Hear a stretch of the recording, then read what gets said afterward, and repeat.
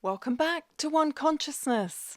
This week, the animals are moving forward in their steps and stages towards the new earth and guiding us through every step of the way what we are looking to expect on an energetic level. So they're all crowding around, all feeling really excited, all looking to have their own piece to camera, all getting ready for the concert that's about to play. I mentioned the concert again because last week they were referring to the whole preparations for New Earth, feeling like as you go into a theatre before a play starts, all the lights are coming on as everyone gets ready, the cameramen and the lighting all get ready for the play that's about to begin. Behind the scenes, there is absolute chaos going on as everyone's running around, getting their makeup ready, getting into their role, rehearsing their lines. All of the scenery on stage is all being put into place. And that is a fantastic analogy for what the horses are showing me about what is happening behind the scenes and the role that all the animals and the plants and the whole of nature is putting in for this performance now of the new earth to be completely activated. So where we are this week, the horses are saying that we're forging ahead and we are close to the finish line, she says. She's reiterating that part, close to the finish line now. So they've set up the energy frequency on the land to prepare it for the event. The geomagnetics, which are the magnetic properties of the earth, is almost all set up and ready to go. Remember at this point, though, that time to them is not linear in the way that we've experienced it. So we do still have some way to go, but we have moved along the birth canal a lot recently. And as they are saying, we are coming close to the finish line now. So usually it'll be the reaction of the frequency on Earth. And this includes the animals and the plants setting up the correct vibration and frequency.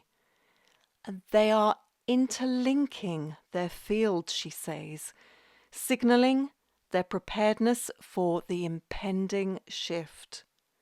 So at the moment, she's not giving me any further information about what will happen in the oceans. And if you remember, she was very much holding her gaze over the oceans in the video 2 weeks ago.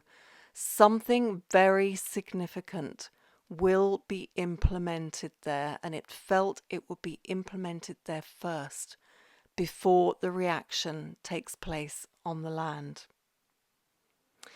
But for now, I'm being told by the horses that this is coming forth at such speed, so it cannot be stopped, all the stages that are in play towards the new earth. All the animals know the plan, and that is becoming clearer and clearer. Not only do they know the plan, they are actively working with it constantly to bring it forth. So above the mountain that they pinpointed 2 weeks ago, there is a stellar constellation in the sky that is very, very clear, even for the naked human eye to see it. And this stellar constellation is giving directions to the geomagnetic ring on Earth as to its correct frequency and how it needs to develop and evolve in the plan. So it is a stellar constellation that's activating the solar flares in the preciseness or the precision and strength and speed of them to play their role in the ascension. It seems that the stellar constellation is the ultimate driver at this point, she says. They're waiting for the activations while remaining at the base of the mountain, so that's what they're watching for. One of the horses is watching the intricate movement of the stellar constellation, so he's receiving coding directly from it. And this, he says, is how he reads the divine plan. It speaks this coding, it speaks the universal language that he knows, and is part of his role to read and decipher that intricate movement that is happening within it. The chimes are ringing in the foreground, close to the mountain. The chimes often are related, aren't they, to actually pushing away the negative energy and bringing in the positive energy. I'm not sure at this point what significance that has with the stellar constellation, but it's now getting the feeling coming to it that it's like the orchestra tuning up before the concert begins. So when all the players are tuning up and ensuring that they're all at the right and appropriate frequency for the concert about to begin. So this reinforces now what they're saying about the fact it's coming to the finishing line and the analogy of the orchestra tuning up before the play actually starts. And when the audience starts to quieten and you feel this stillness come over you, as the tuning in begins, that everyone now is focusing towards what they need to be doing for the play to start. Is the sun about to lower its position? In other words, come much closer to us in some way, more so than in the northern hemisphere than it usually does in the summer. So we're going to feel closer due to the event of the solar flares and all their activity. And this is at sundown. Are the solar flares more active at sundown? Why would this be from a theoretical science point of view? Why would the solar flares be more active at sundown? When I say from a theoretical science point of view, this is about the scientists who develop new theories and hypotheses to explain natural phenomena. And what we're looking to find out is what the impact of these solar flares is. From what the horses are saying, their impact needs to be magnified and solidified by the strength of the dark after their inception. So when these solar flares are actually coming to Earth, it feels as though there's some chemical, physical reaction with the geomagnetical field. And it's the alignment of the light waves and the geomagnetic activity on Earth. This is actually raising the frequency of the force field on Earth. There is a lot more that can be said about this chemical reaction.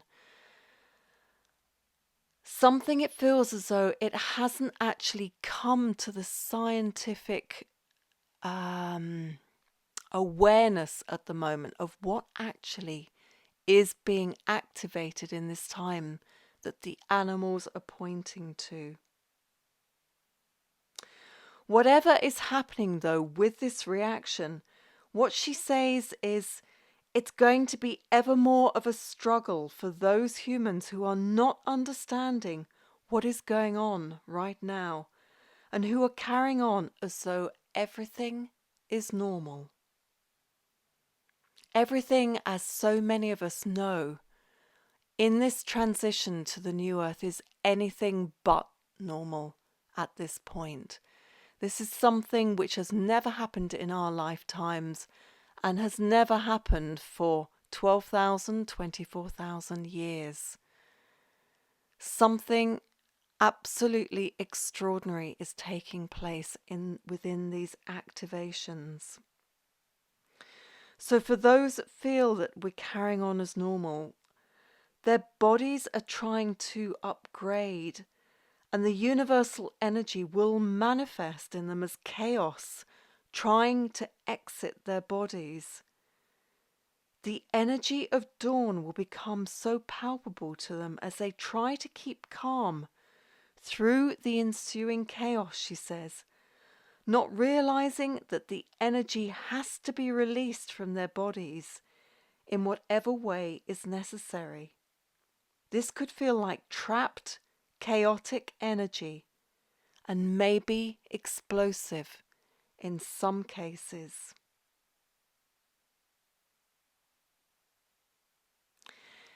The energy, the excitement in the energy, and how this is working through the dimensions.